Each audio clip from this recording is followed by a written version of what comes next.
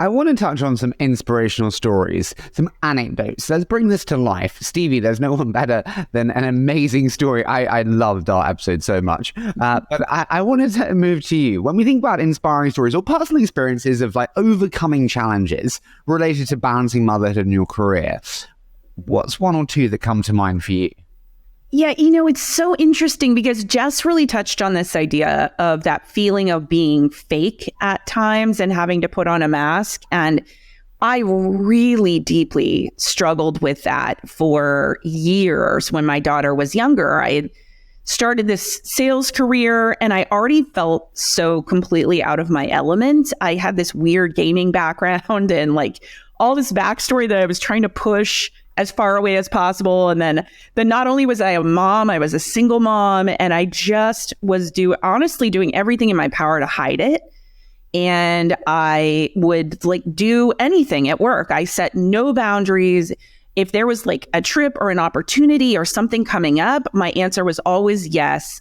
I never even hinted that I might have an obligation that could get in the way, because I was so scared of the idea that I had a commitment at home and I was working with all men. And I was like, it felt so unfamiliar. And even though some of them were parents, I just felt like a total outsider.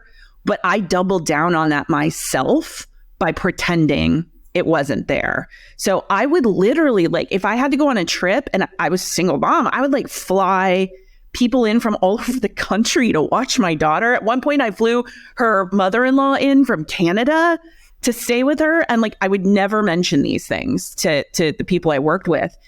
And it was so hard and so isolating and so painful to do that. And that continued for a long time. And, you know, I went to Twilio, where I was before Vanta. And at Twilio, I started as an enterprise AE, and I started on my same thing. Like, I'm going to pretend.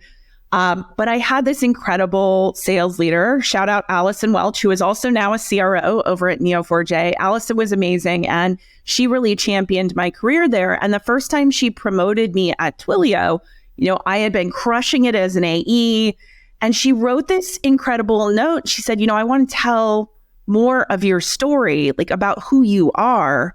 And she wanted to include in there that I'm a mom. And she just like gave me permission.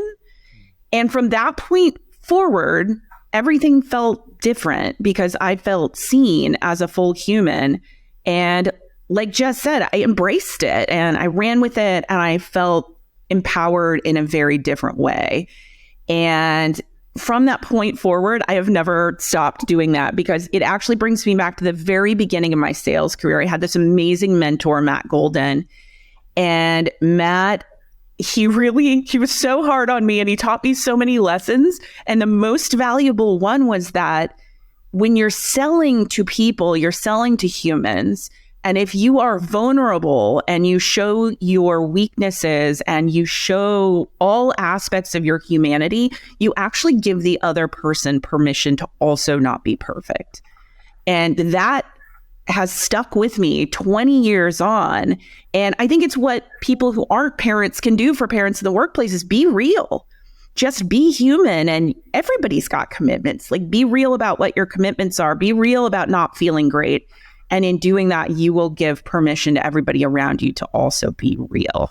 Can I just ask one question? Do you think vulnerability is a luxury of being successful? Like, I look at me and it's like, you know, alcoholic, bulimic, depressive.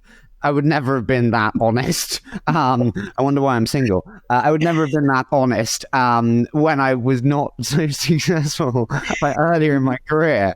Now I'm like, oh, fuck it, if you like me or not. You're a rockstar CRO. You're a leader of your profession. Is it a luxury of being successful that we can be, and it's seen as a strength almost? Yes, it's a luxury and it's a privilege. And I think there are a couple of things I would call out in there. One is you never really feel like you've made it. I think there's a certain sense, you can always look at other people and see, oh, they've made it more than I've made it, or I haven't really made it, I'm still climbing. So part of that is the perception you have of your own success. You can give yourself permission to be more real earlier, rather than holding the bar for some like ridiculous accomplishment that you have to achieve before you're able to be real. And I think it's incumbent on those folks who have reached that point in their career and have the luxury and privilege to give everybody around them that permission, because you can actually open it up for other people. You can open up an environment where people are allowed to be human and make mistakes and be real. And I think that that's what leadership really looks like in the workplace now. Like, that is the bar for being a great leader. It's not just leading your team to victory. It's doing that and respecting the humanity of the team you've built and allowing them to be real and human. You list off those things, which it sounds like you think are deficiencies about you, Harry, but we all have those things. Like, I told my story in Vanity Fair this year. I had a lot of those things, and we're not alone. And the more you say it, you give other people permission. So that's where I try to focus now, is just creating a safe space around me for people to be human.